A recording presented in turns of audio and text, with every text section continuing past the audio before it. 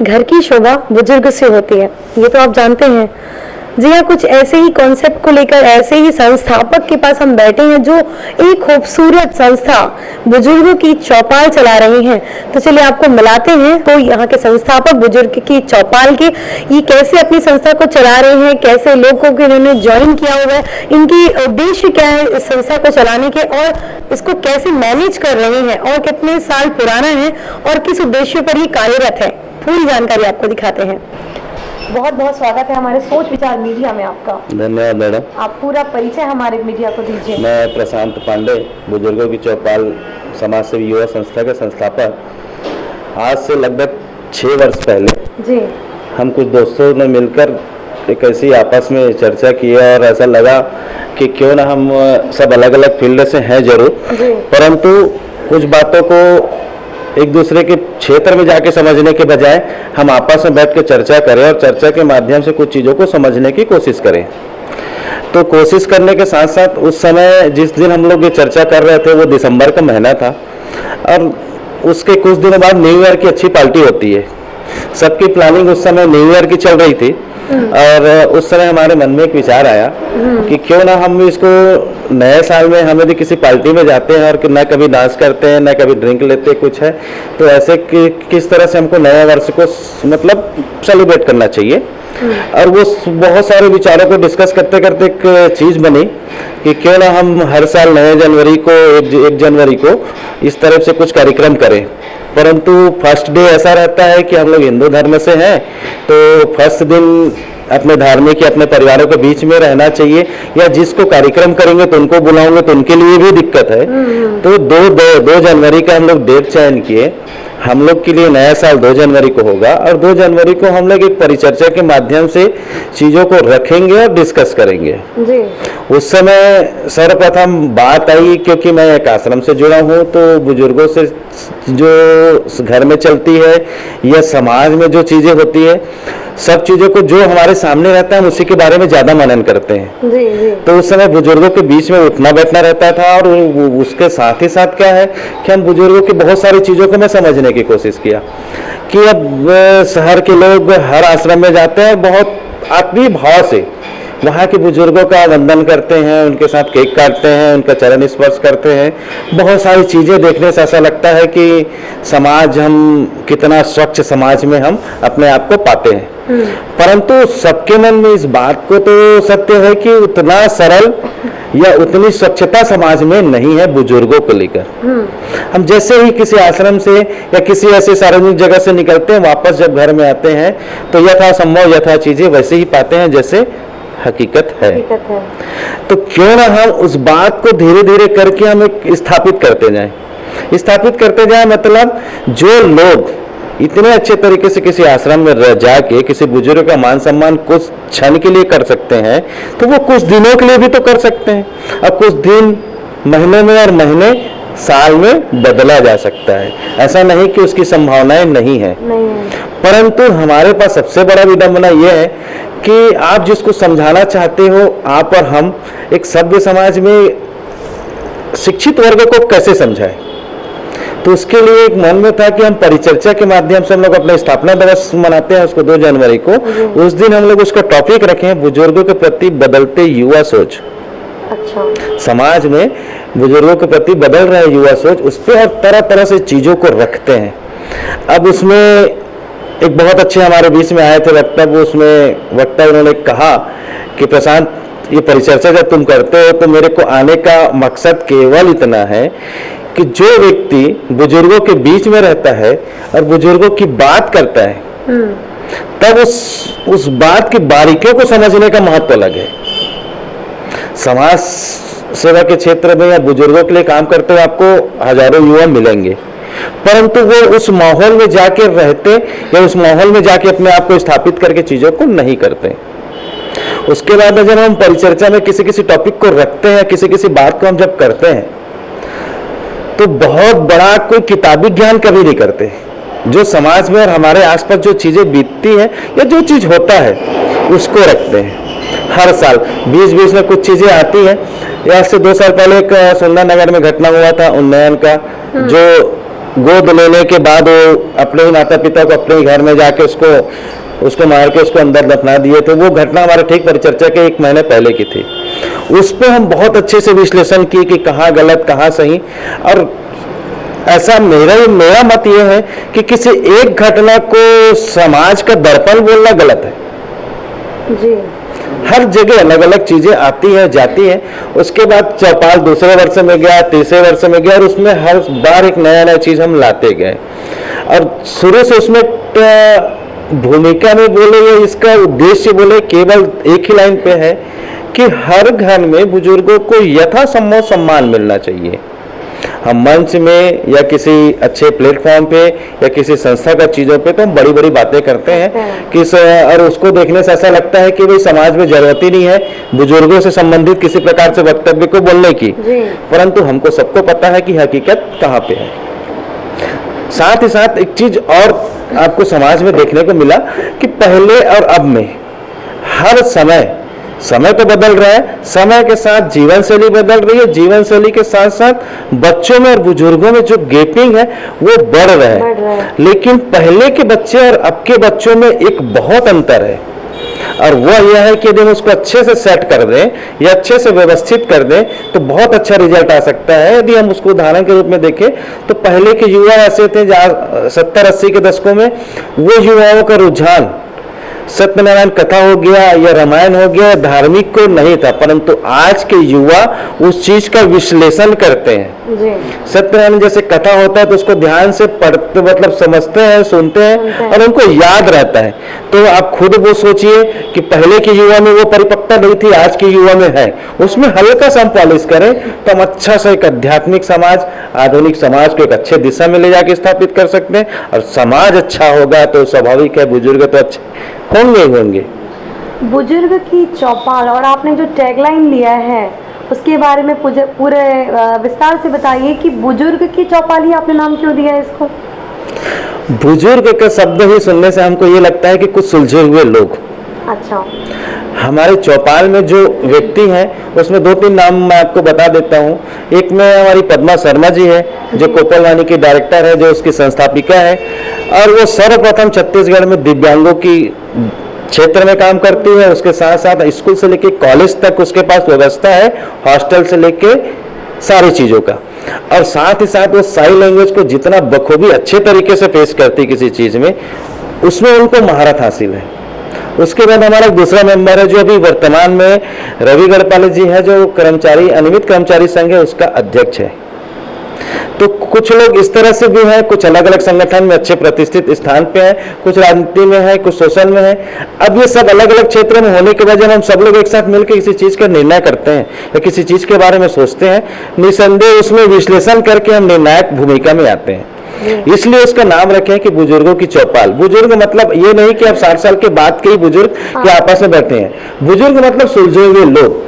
चौपाल का मतलब तो ऐसा है कि जो गांव में जो परिवेश होती है चौपाल की, वहीं पे सारा चीज हम मिक्सअप करके सभी चीजों का निर्णय लेके उसमें हम आनंद लेते हैं। जैसे मैं बताया हमारा परिचर्चा 2 तारीख को स्थापना दिवस है।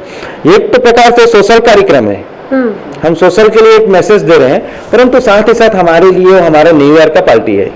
हमारे जितने मेंबर हैं हम लोग आपस में मिलते हैं और हमारे लिए हम अलग और संसाधन में या आधुनिकता में तरह तरह से विलासता में न जाते हुए हम उसको हमारे एक न्यू ईयर का पार्टी रूप में देखते हैं। तो वो सारे कॉन्सेप्ट का भी मिक्स मिलाएंगे तो ये बनता है चौपाल। चौपाल एक ऐसा जगह है जहाँ मनोरंजन होता है, सोशल भी होता है, अब सामाजिक और अपने पारिवारिक परिवेश को भी मजबूत करने की सारी भूमिका उस चौपाल में होती है। इसलिए बुजुर्गों की चौपाल, और उसके साथ में हम आगे बढ़ते हैं तो समाज सेवी युवा संस्था, तो जितने सोशल के लड़के हम लोग युवा हैं वो उसमें है, तो इसलिए पूरा संपूर्ण नाम होता है बुजुर्गों की चौपाल समाज सेवी युवा संस्था। तो जैसा कि हम समझ पाए कि आपने बुजुर्ग, युवा और आज की पीढ़ी को लेकर के आप चल रहे हैं, लेकिन आपका जो मेन उद्देश्य है कि आपने इसको संस्था को उत्पन्न किया, आप इसको समाज में पूरा बैठाए, आपका मेन उद्देश्य क्या है कि समाज को क्या आईना दिखाना या फिर क्या है आपका उद्देश्य? मेरा या हमारे बुजुर्गों की चौपाल का केवल और केवल इतना उद्देश्य है कि हम बहुत बड़ी विडंबना से दूर होते हुए सरल चीज को समझे, हर व्यक्ति अपने घर को सुनिश्चित करे और घर में हर घर में बुजुर्गों का स्थान सम्मानजनक दृष्टिकोण से रखें। उसके लिए आप आडंबरों से दूर होके छोटी छोटी चीजें इनके साथ करिए। जन्मदिन मनाते हैं तो पहले उनके साथ मनाइए, उनका जन्मदिन सेलिब्रेट करिए। मूवी जाते कहीं जाते तो उनको उस चीज में अपने आप को शामिल करते हुए उसको आगे बढ़ाइए। उनको हर चीज की आवश्यकता है, जैसे हमको हर महीने मूवी देखने की इच्छा है, घूमने की इच्छा है, उनको भी हर चीज की आवश्यकता है। उनको छोटी छोटी चीजों में आप इन्वॉल्व करिए, साथ ही साथ आप उसको इन्वॉल्व करेंगे तो आपका जो मतलब पारिवारिक जीवन है वो बहुत सुखद होगा। और बहुत इसके साथ एक उद्देश्य के साथ एक छुपी हुई बात यह है, चौपाल के जितने मेंबर बनते हैं उसको हम लोग एक नोट बताते हैं या निर्देशित करते हैं मंत्र कि आप अपने आसपास, हम लोग जाते हैं दूसरे के घर में और कोई घर में कोई बुजुर्ग के साथ अपमानित हो रहा है या कुछ हो रहा है, या हम लोग कई बार जाते हैं तो देखेंगे कि आप वो कोई बुजुर्ग बैठा है तो सोफे से उसको उठा के हमको बिठाया जाता है। ऐसी कोई घटना होता है तो इस सब घटना का आप विरोध करो, विरोध सांकेतिक रूप से विरोध करो। उस विरोध का कभी भी जो बुजुर्गों और युवाओं के बीच में जो परिवार के जो संरचना है वो दबावपूर्ण स्थिति से समाप्त नहीं हो सकता।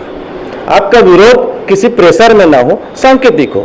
सांकेतिक होने से क्या होता है, वो आप सोचिए कि कोई बुजुर्ग बैठा है और उसको हटाया जा रहा है तो क्यों हटाया जा रहा है? आपको देखने से खराब लग रहा है इसलिए हटाया जा रहा है। आप उसके साथ थोड़ा सा उस रूप में आइए, ये नहीं कि आप उसका विरोध कर रहे हैं तो दूसरे दिशा में विरोध कर रहे हैं कि मैं आपके घर नहीं जाऊंगा।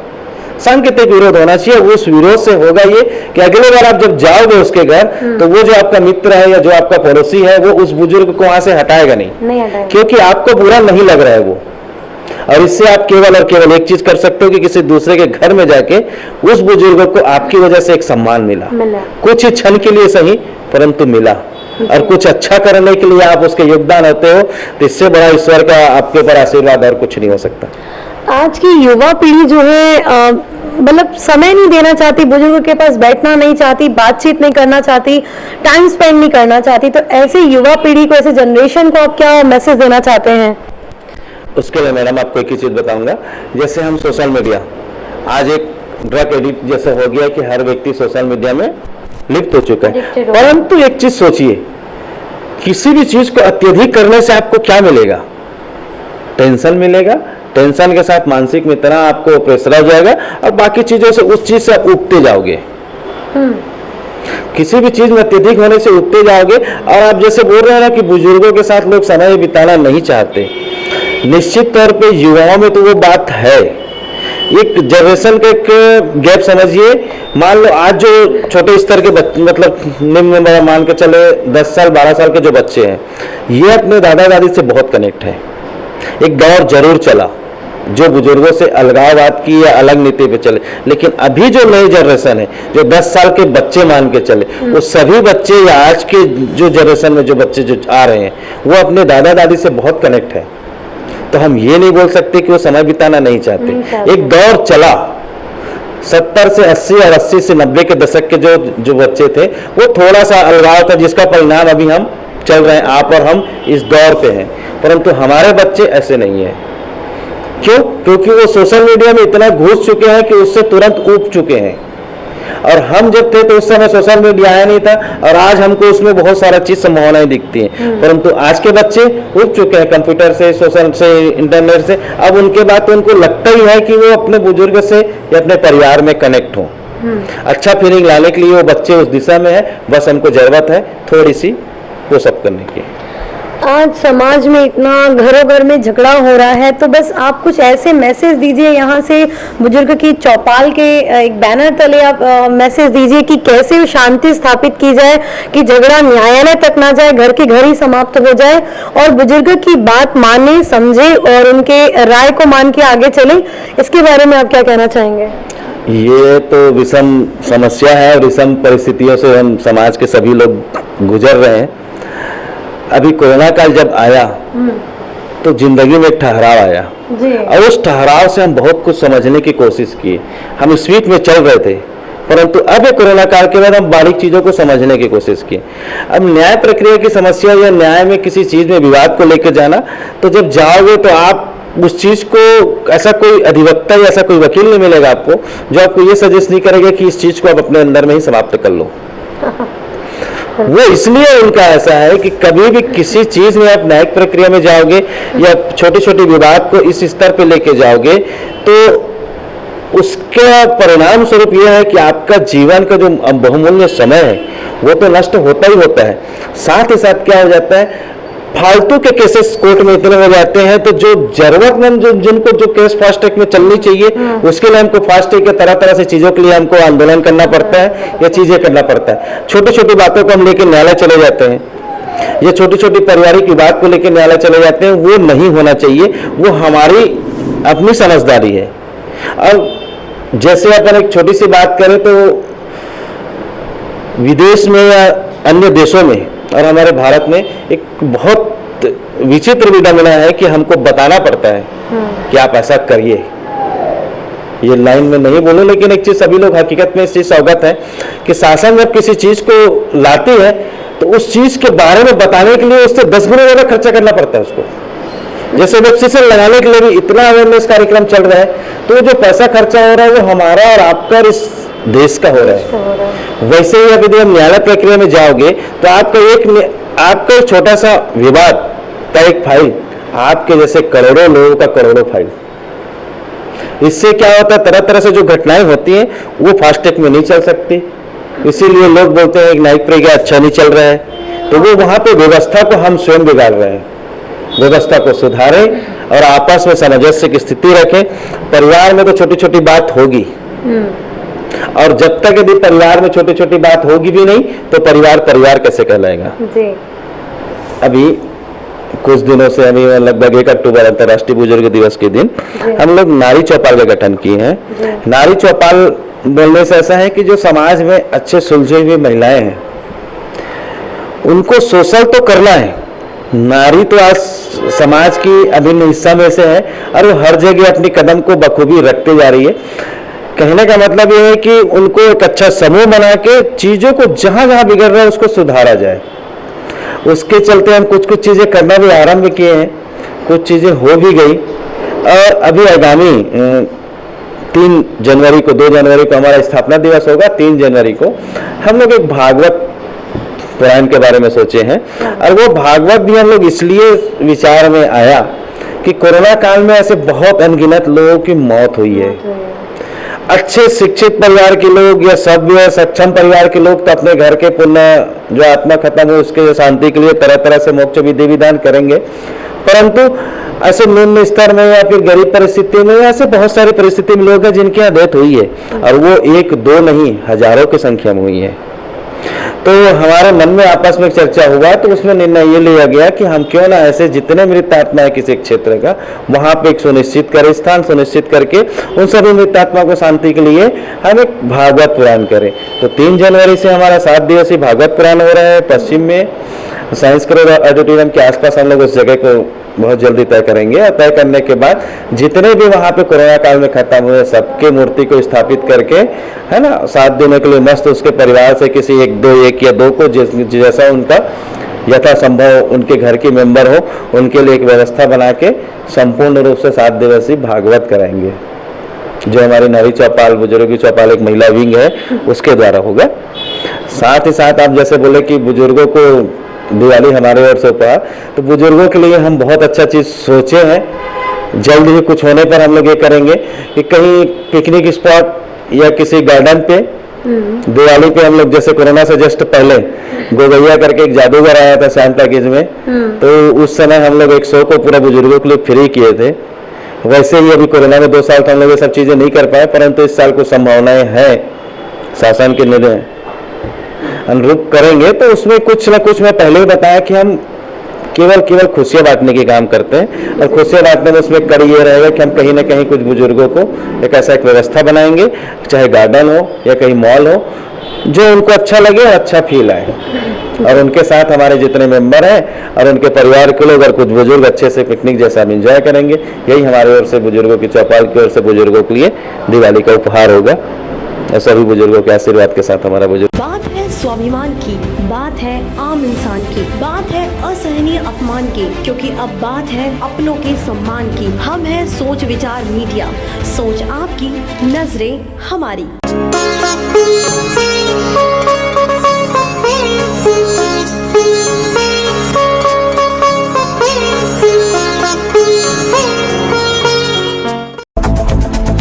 सोच विचार मीडिया। सोच आपकी, नजरें हमारी।